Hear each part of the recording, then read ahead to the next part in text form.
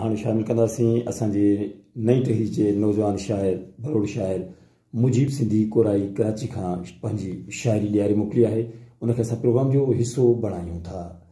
सौगात फन फ़िक्र जी, हर बात फन फ़िक्र जी, आंदी मिठा किथां तो जज़्बात फन फ़िक्र जी, मूं सोच लोच सां तहरीर आ लिखी ही, मन मस्त थियो थिए पोए, मन मस्त थियो थिए पोए बरसात फन फ़िक्र जी, का लोक गीत जहिड़ी तख़लीक थी लॻी तूं, का लोक गीत जहिड़ी तख़लीक थी लॻी तूं, मां माठ ई चवां कीअं आ मात फन फ़िक्र जी, माहिर त दिलबर माहिर त दिलरुबा तूं, छिकताण हाण कहिड़ी, बस यार ही मञूं था आ ॾात फन फ़िक्र जी, हिक वार तूं हली आ मन ठार तूं हली आ, हा बहस में गुज़ारियूं हिक रात फन फ़िक्र जी, कुछ सोच थी सियाणो छो साह ही थधा थई, कुछ सोच थी सियाणो छो साह ही थधा थई,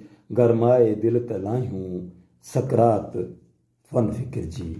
ही शायरी मोकिली पंहिंजी मुजीब कोराई सिंधी कराची खां। ऐं तव्हां दोस्तनि जी बि शायरी शामिल कबी। फ़िलहाल हलूं था इन शायरी जे हवाले सां नगमे ना।